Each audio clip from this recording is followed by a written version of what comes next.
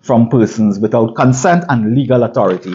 In this country, if the police need information of any kind, they are authorized under the law. There are specific laws that deal with that. They can go to the court for a court order. They can seek a warrant to obtain information.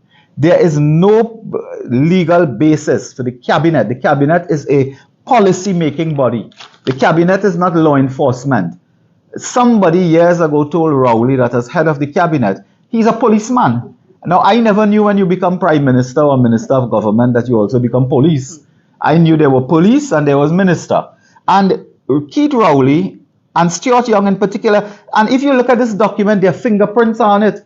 I am seeing the fingerprints of Stuart Young here and Keith Rowley. They would like to go into every agency and collect what information we don't know. What information do you need from Flow, Digicel, Green Dot? Do you want to know when people buy packages for cable TV, whether they include some, adult channels of some kind? I don't know about that, but you want to know from citizens what package they are buying? You want to know whether we have the Liverpool or the Arsenal channel?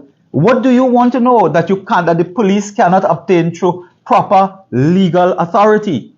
And this is a frightening development. This is appalling. It is chilling that the SSA, which the law says takes instructions from the minister, reports to the minister and the prime minister, that body is making agreements to collect highly sensitive and private information. I would like the shoppers in downtown Port of Spain to know that their merchants that they are buying from are in agreement to give private information to the SSA, not the police. Let me repeat. This cabinet note here I am suggesting to you, I hope I'm not misreading, but the establishment of non-disclosure agreements with strict confidentiality.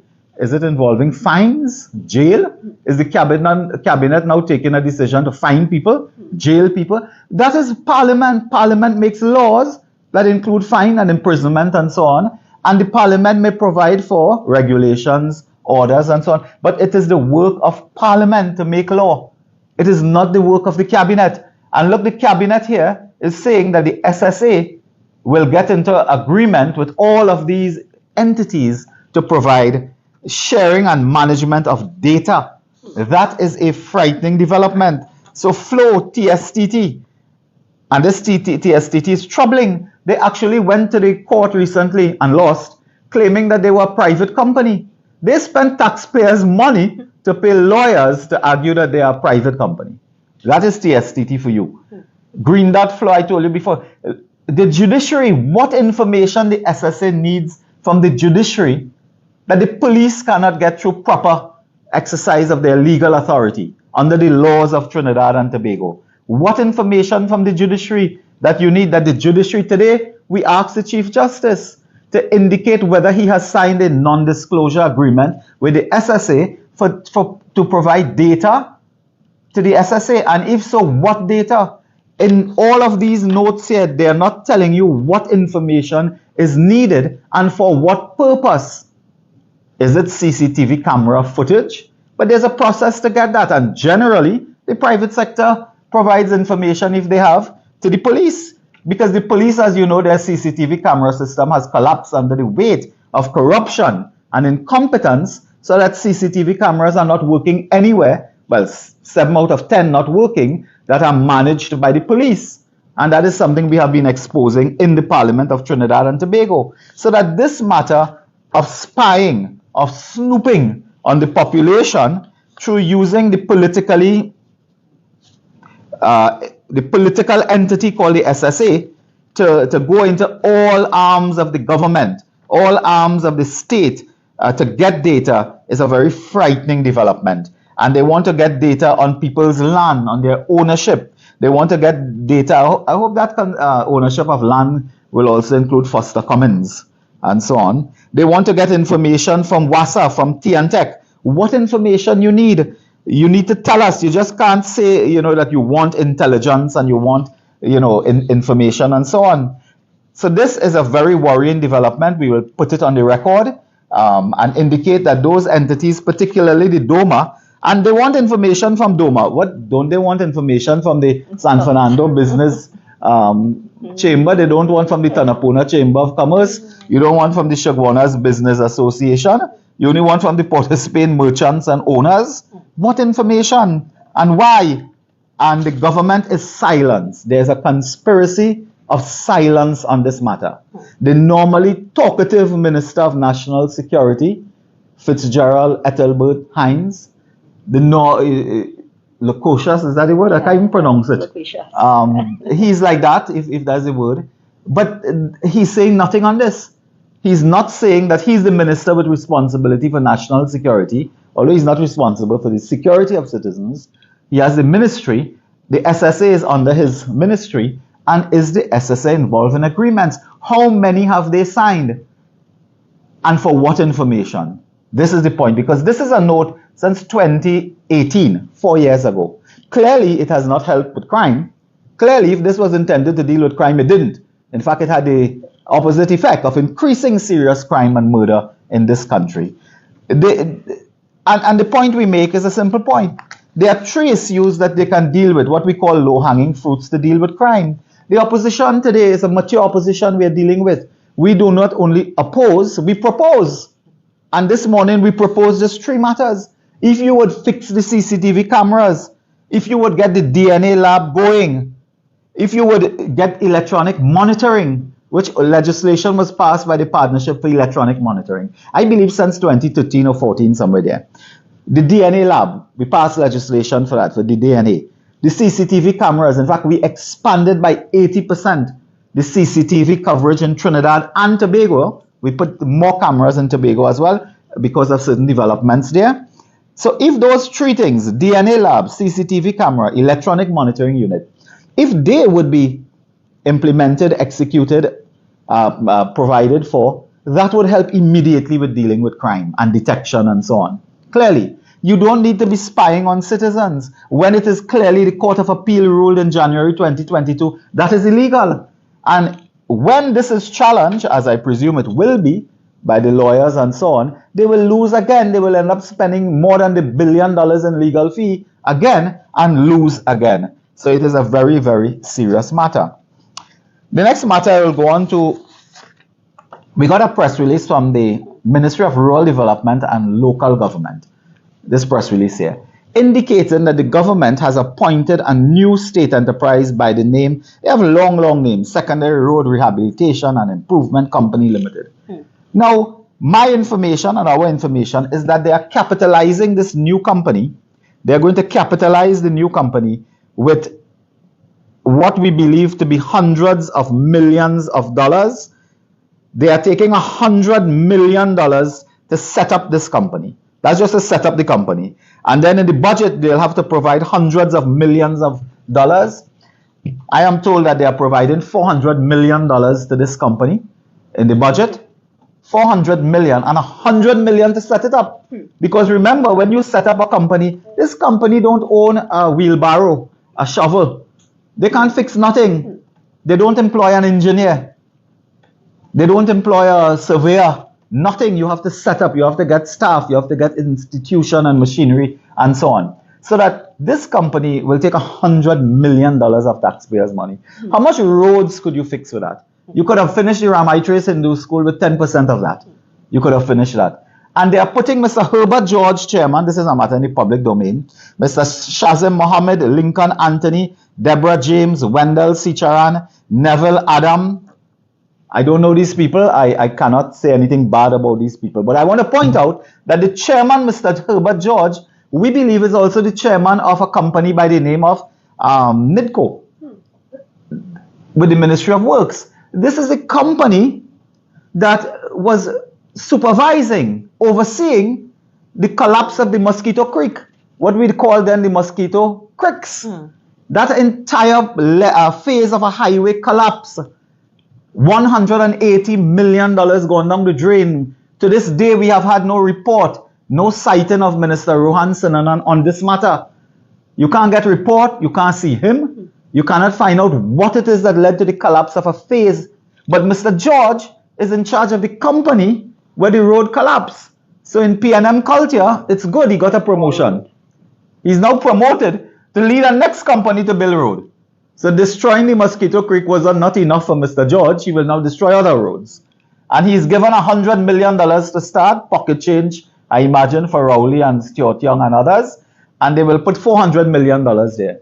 But there's a company called Pure, which the Manning administration created to pave roads. They have been paving roads for donkey years now.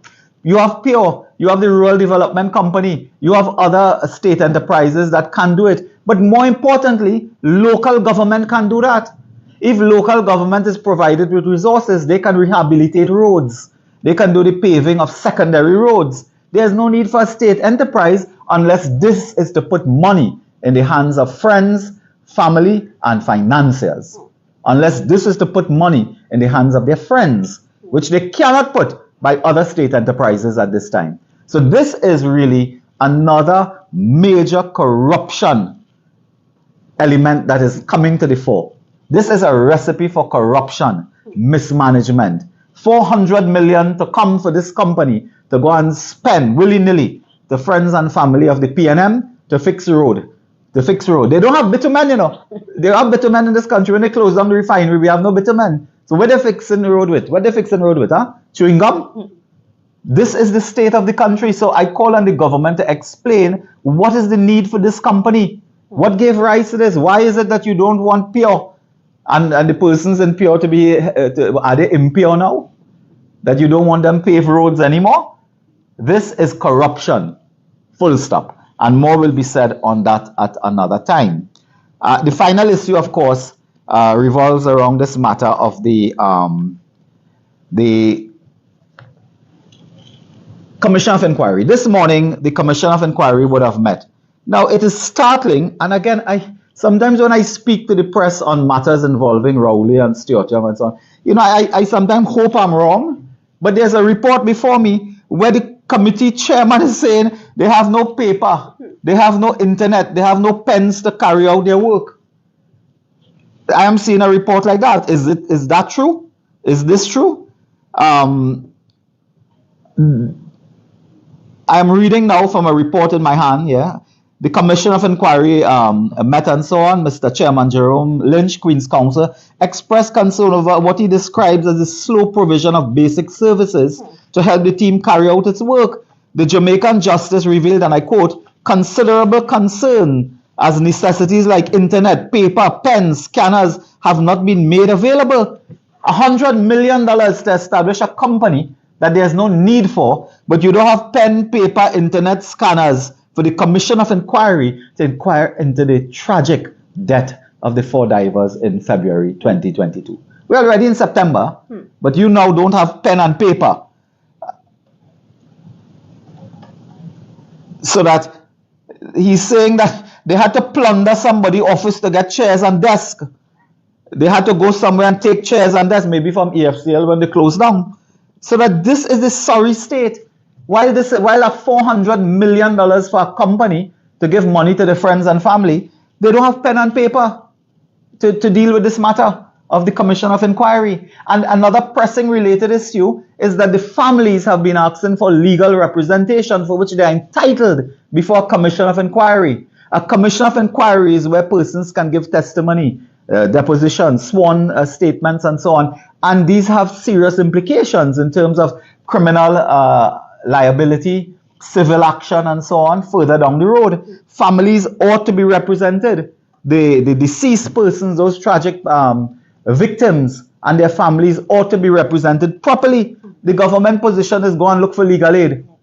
To this day, we are not told, Anita, if any of these families have received any financial assistance for the children who are in school, who are without, basic necessities because of the tragedy that they faced. Apart from the human tragedy, the economic consequences, which are real.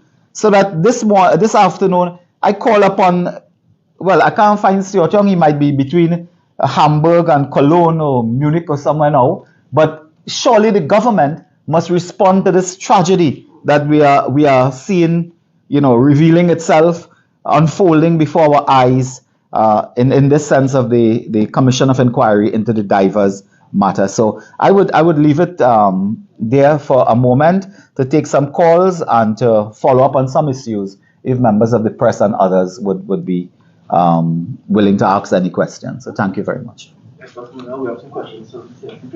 Yeah, and just looking into a matter that would have been definitely something of public concern regarding Alderman Adesanya Regional Corporation. What is the party's position on the statement that was sent through the Secretary? But first, I am aware of the matter. In fact, it's in the daily press, I believe, on the front page of one newspaper. Pity the front page didn't have anything about the murder rate, and I'll come to that too because you remind me of it. But that matter, as you know, is a matter in a local government council. There's a shadow minister of local government in our opposition. That shadow minister is inquiring into the matter, and it will not be proper for me to comment to prejudice the inquiry that is taking place now on that matter, because I will not want to prejudice any inquiries, any statement, and anything, because as we discover with the very Keith Rowley matter of taking the FUL report to Parliament, where he has now collapsed with that. He has now collapsed with that, although he has lost in terms of going to lay any summary in the Parliament. You cannot comment on things because of reports, whether in the press, because of reports, whether you hear someone say this or that. There must be a proper inquiry, a proper investigation, to use that term, and then you can comment. So I will not prejudice matters by making any comments on the matter. But I'll come back to this matter of the FUL. There's a letter yesterday, or a statement yesterday, where they have now backed down, embarrassingly so, that Rowley will not lay the summary of the FUL report in the Parliament. I had made a statement and said that the only value that report has is to clean the goat pen in Tobago. I think that is good advice still. And he can't do it, because you cannot do that without persons having a right to, defend their name and so on. But more than that, there's a deeper issue here. The rightness. It is wrong, it is illegal, it is unconstitutional for the Prime Minister to be establishing any investigative body. A Prime Minister or Minister cannot investigate anything. That is the role of the police. And therefore, it is not enough to say that the report will not be laid, or the summary. What the Attorney General should be focusing in the next hour or two, I think he's given a press conference. And what the Attorney General should be saying is that they quash the report. It is null and void. It is illegal. It is unconstitutional. Keith Rowley has no authority to appoint anybody to investigate the police. Imagine a Prime Minister, Minister of Government investigating police. The police investigate. If you don't have, for one reason or another, it involves the police, there are legal issues involved. The Police Complaints Authority can investigate the conduct of police officers. They are entitled to do so in law, not the Cabinet or a subcommittee of the Cabinet. So that this matter involving Keith Rowley is far from ending, because he had no right. He broke the law when he took private civilian persons to investigate the conduct and the workings of a department of the Trinidad and Tobago Police Service. And that is the deeper issue. It is not the Parliament issue. I was never worried about summary coming to Parliament and so on. That paper, as I said, could be used in a doghouse, a goat house, or an outhouse. Yeah. But what do you see coming out of this report? Because this report has had its challenges from get-go, and now we are meeting a constitutional blockade. What is the UNC's focus now, from the opposition's focus now? Is there some sort of legal review, judicial review, something to look at this moment? The FUL report? Yeah. Well, first, there are several reports, as you know. You have had this report, I believe, of former police officers, but you also have a report, I believe, of former Justice Stanley John, and one other report that can't come to me now, but the whole issue is that those reports, I believe, are invalid, in that if you want to conduct an investigation into any department of the police service, you have two options at this time, unless you create law. You have the Police Complaints Authority, and you have what is called the Professional Standards Bureau. Correct. So that the Professional Standards Bureau can conduct an inquiry. The Police Complaints Authority, which is separate from the TTPS, also can conduct an inquiry. Now, the proper procedure, assuming you really had information that suggests improper conduct, even criminal conduct, is to go to the legal authority to investigate. You cannot just walk down Frederick Street, see two fellas who retire from the police years ago and say, "Pal, what are you doing? You're busy these days? Come." investigate this, we hear so and so. You are really going on rumor mongering and so on. Now, I feel sorry for former officers, Wellington Virgil, I believe, Mr. Raymond Craig. These persons have served the police service for many years. They have given service to this country. They have put their life on the line for this country. And to have them, it is unfair to Mr. Wellington, it is unfair to Mr. Craig and the other person. It is unfair to them what Keith Rowley has done, because he has brought them now into disrepute almost, brought their names into scandal. And I do not believe that retired police officers, after their years of stress, should go through more stress. Yeah? Since you pointed out some of the deficiencies with the current educational system, but what practically can the government do to raise the exam pass rate? So, interesting that we can talk about policy interventions and what practically can be done, because you just need to look to the 2010 to 15 period, 2014 being the highest pass rates that we would have achieved, and in both SCA and CSEC as well as CAPE.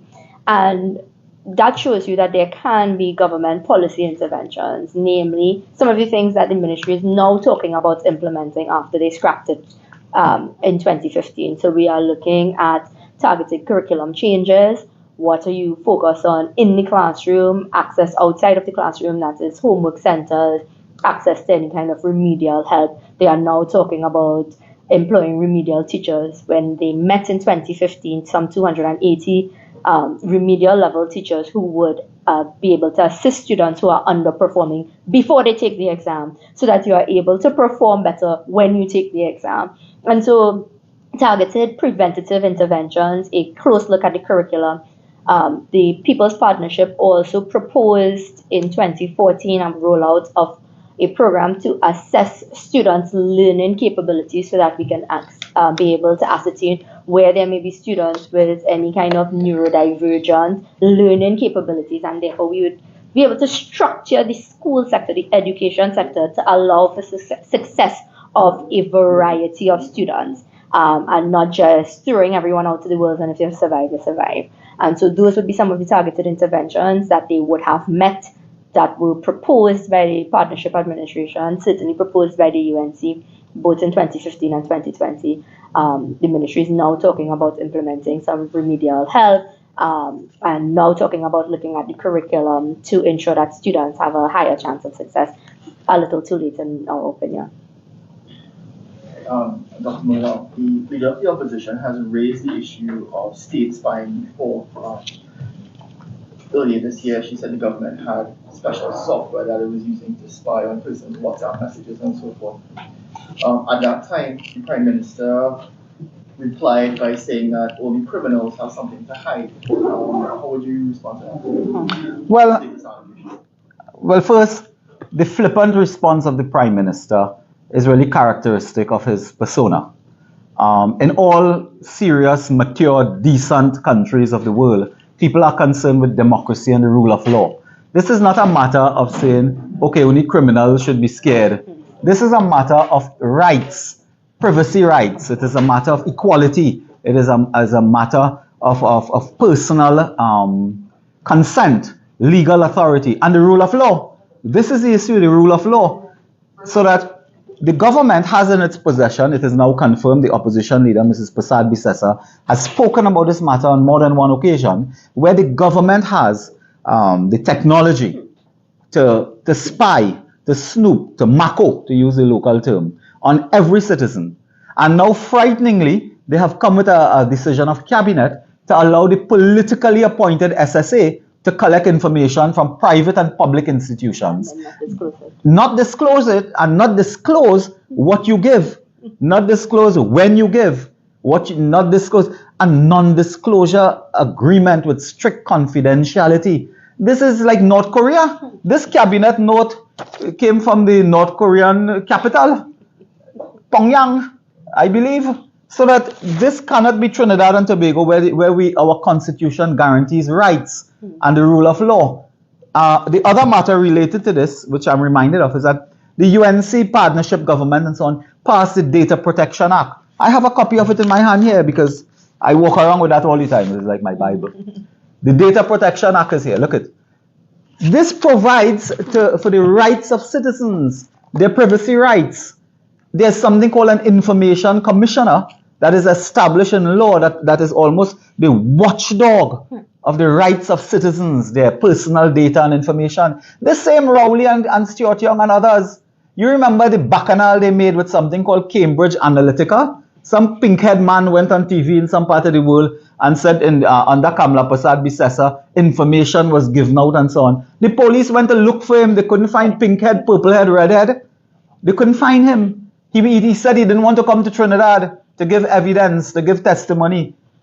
That was a con man of some kind, I believe. And the government, Rowley, they spoke about the former administration of Mrs. Prasad Bisesa giving out private information. While they spoke about that, they passed a cabinet minute to take in private information from companies, public and private. Sneakily, they did that. The Data Protection Act provides to protect information and penalties if private personal information is given out without legal authority. This provides to the role of the Information Commissioner. To this day, I want to indicate to you, this legislation is from 2011.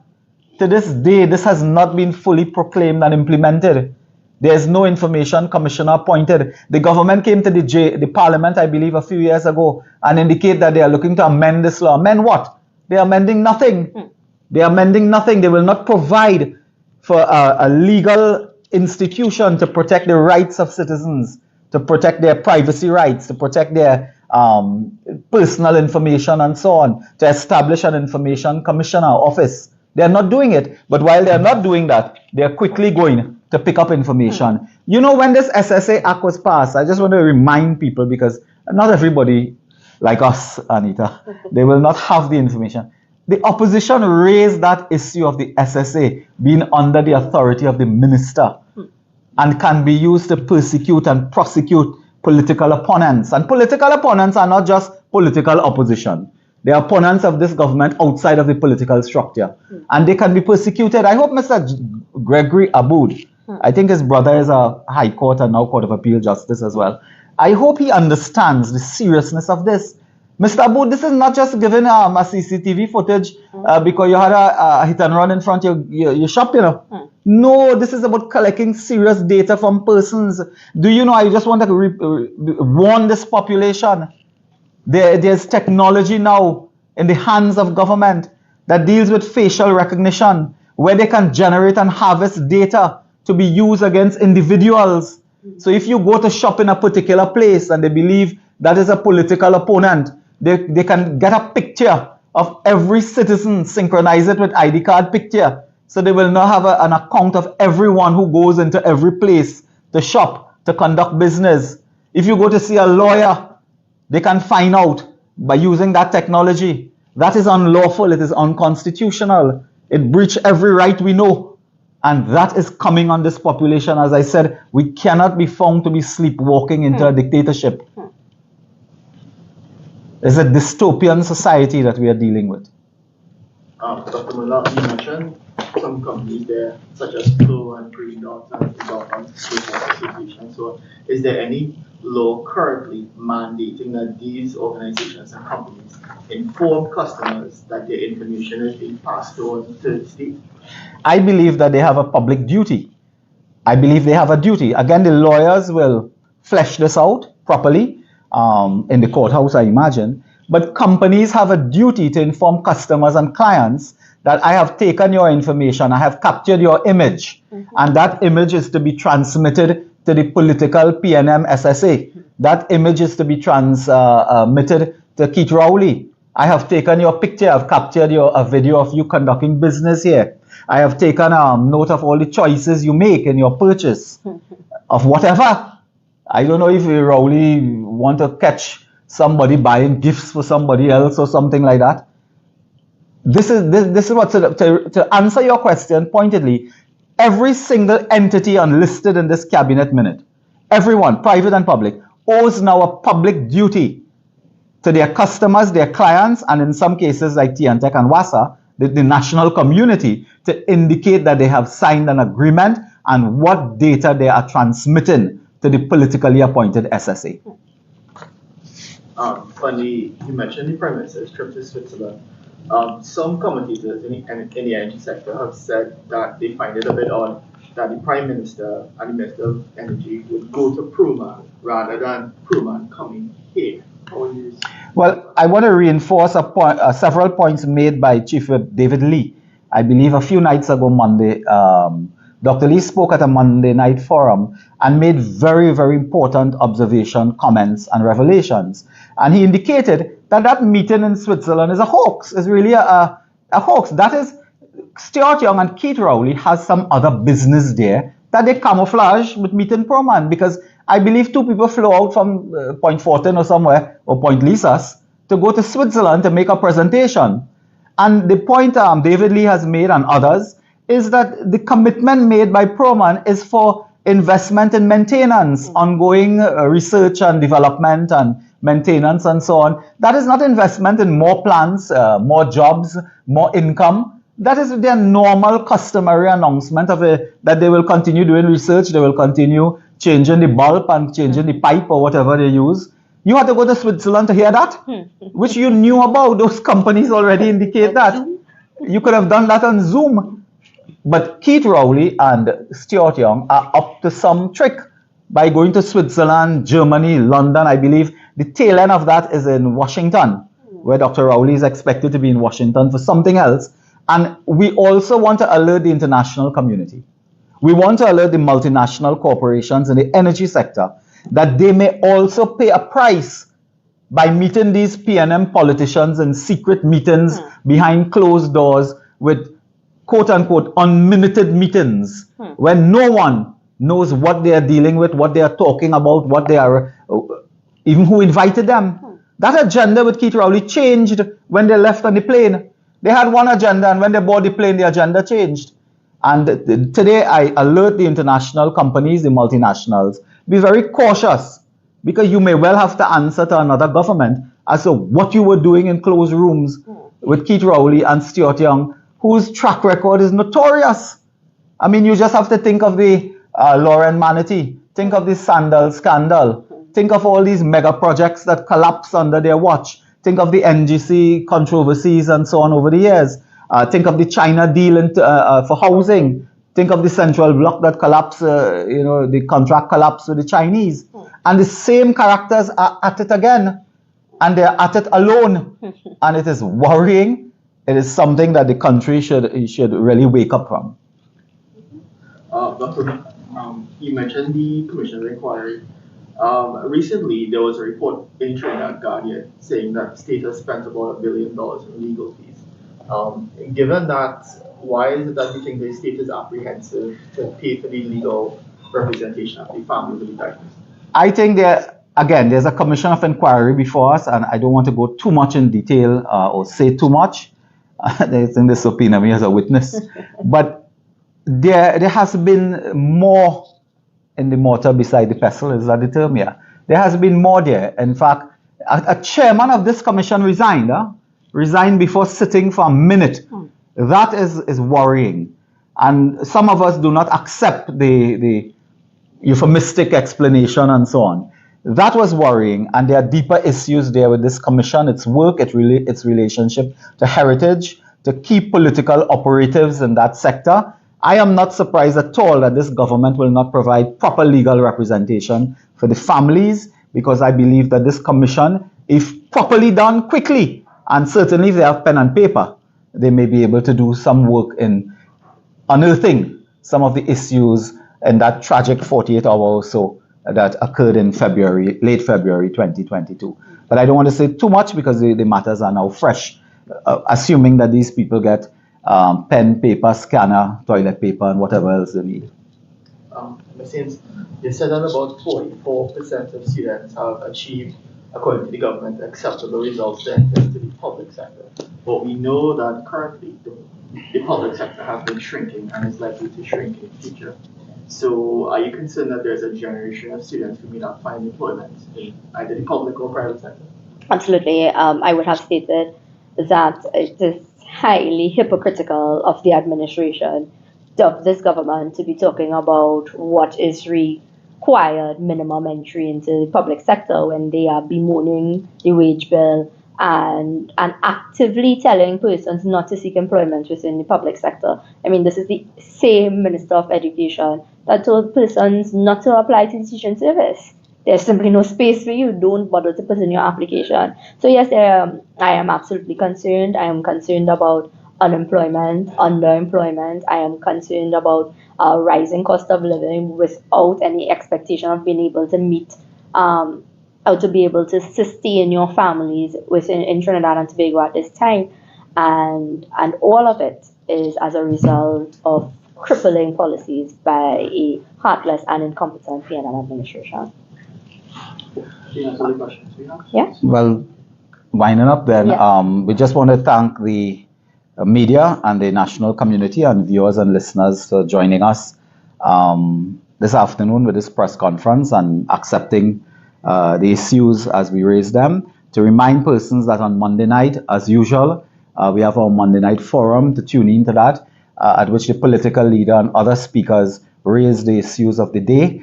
We also have the Sunday morning press conference, which is ongoing, extremely regular, routine, and to look forward to that as well, where our other members in specific portfolio areas would also unearth certain matters and reveal certain matters. We are at a very serious state in this country. There is among many people the sense of fed-upness. We are asking persons to keep faith.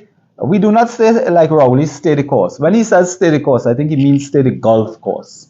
So we are asking persons to tune into the UNC's meeting, get the information, and ensure that you are properly appraised of the information, understand the seriousness of this threat to our rights, our constitution, and our law, and to stay tuned for much more information from us. And we thank you sincerely for joining us this morning, myself and MP Anita Haynes. Thank you, and God bless.